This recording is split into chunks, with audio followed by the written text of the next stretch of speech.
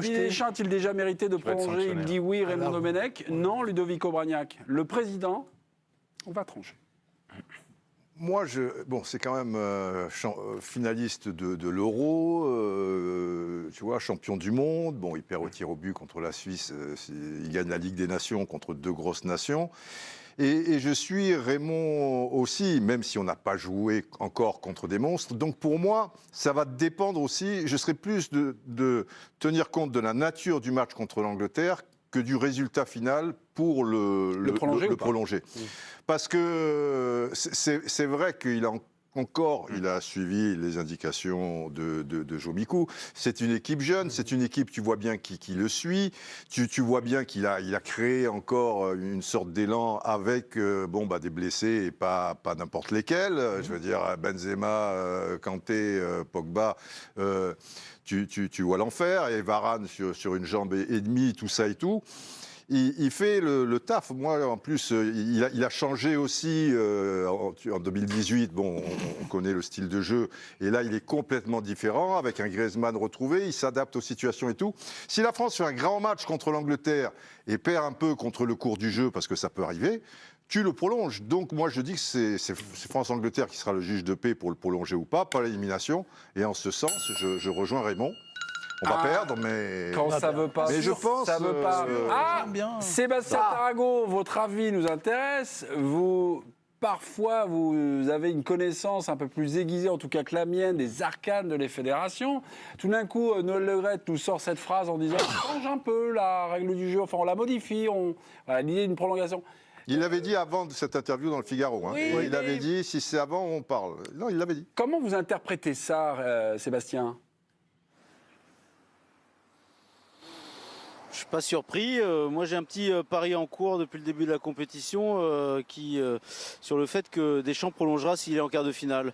Je sais que Noël Le Graët fera tout pour cela.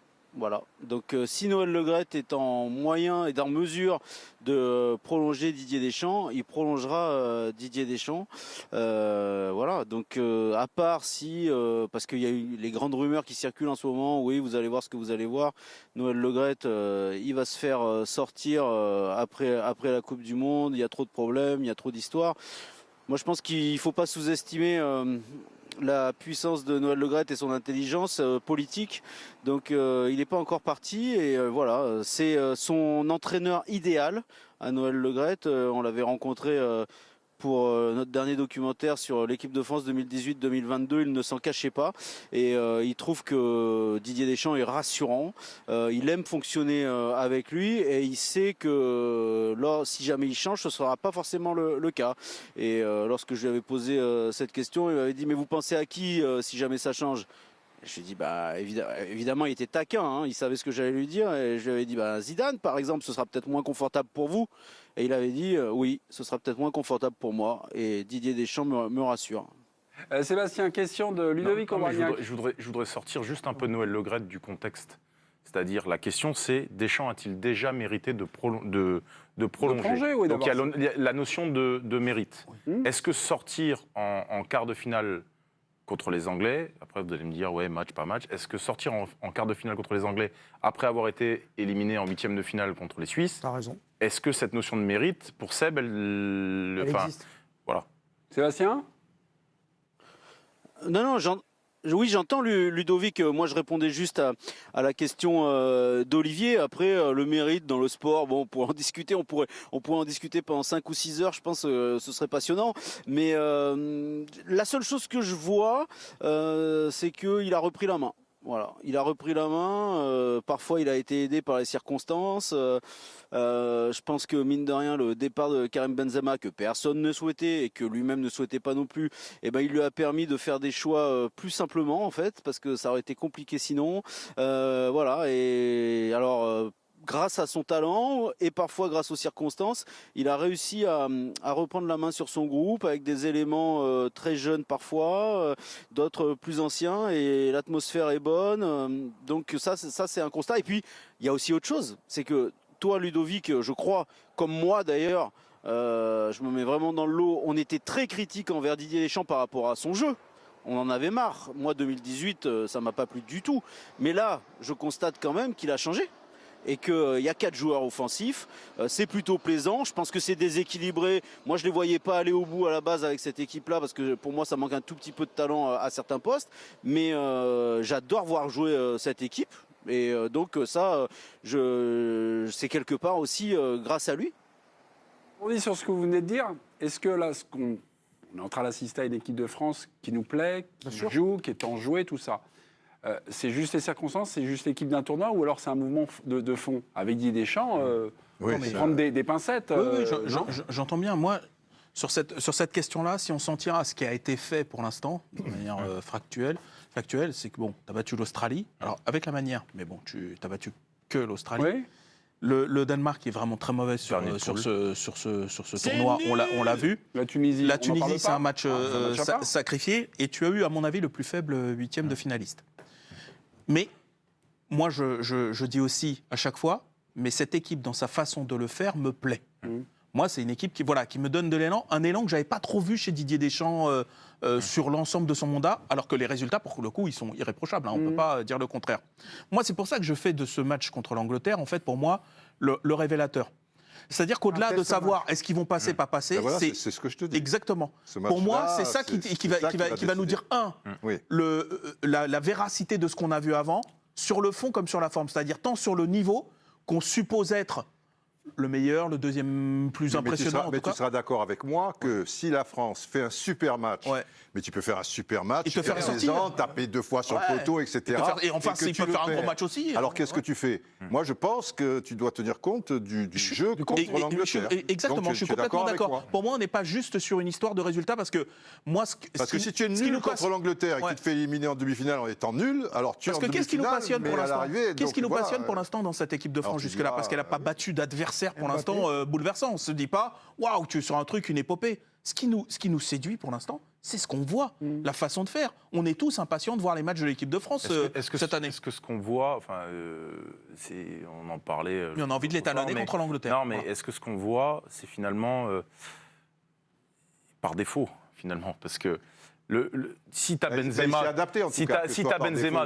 tu joues pas à 4. Oui, mais si lui, là, d'un seul coup... Tu joues peut-être pas avec, tu vois. Mais je pense qu'il y est arrivé. Théo Hernandez, c'est aussi un coup de pouce tu vois. Non, mais je pense qu'il y est arrivé par les circonstances, mais que par contre, si les circonstances sourient, il n'y a pas de raison qu'il continue pas sur cette voie. Voyons Nabil. Moi, je ne vais pas inventer l'eau chaude. Je vais être comme le latéral droit de l'équipe de Pologne, je vais être cash. Oh ouais. Moi, c'est pas une question de mérite, pas mérite. J'aimerais qu'on passe à autre chose, même si on est champion du monde. 10 ans, ça suffit? Pas ça suffit, mais je crois le mandat de trop. J'ai envie de rafraîchir le logiciel, voir autre chose. S'il est champion du monde, ça va être difficile. Oui, non, mais c'est après, d'autres le partagent comme moi. Un petit mot de Sébastien. C'est une opinion, c'est tout. Petit mot de Sébastien. C'est pas contre le sélectionneur et ce qu'il a fait. Et au contraire, évidemment, on respecte tout ce qu'il y a eu. Sébastien. Non, c'était juste par rapport à l'incidence du départ de Olivier Giroud sur l'équipe. Elle en a eu beaucoup, mais en revanche, sur le seul entraînement quelque part avec Benzema, j'ai dit Giroud, je crois que c'était avec Benzema évidemment, avec le seul entraînement avec Benzema le jour où il se blesse, et il joue avec 4 éléments offensifs. Et il joue avec Giroud, Benzema en soutien, Mbappé et Griezmann. Alors dans un autre système de jeu, mais il avait quand même ces 4 éléments offensifs. Nous le rappeler. Donc il y a peut-être un mouvement de fond qui est en train de se... Je pense que ça a toujours été sa qualité de savoir s'adapter aux nouvelles situations. Je reprends toujours son départ avec le match de l'Ukraine. Ah oui. Ouais. Quand ils perdent 2-0 là-bas et qu'au match retour, il chamboule tout. Et il est reparti sur quelque chose. Et à chaque fois, il a ramené des éléments nouveaux. Il a fait des étapes.